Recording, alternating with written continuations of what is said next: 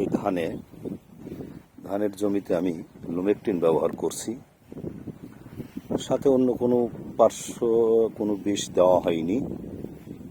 শুধু লুমেকটিন 2 প্যাকেট প্রতি 16 লিটারে ব্যবহার করা হয়েছে।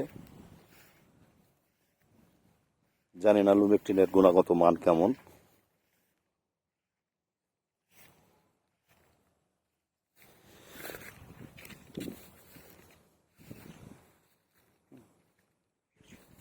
লুমেকটিন ব্যবহার করেছে, এটা সেই লুমেকটিন, এই হচ্ছে লুমেকটিন।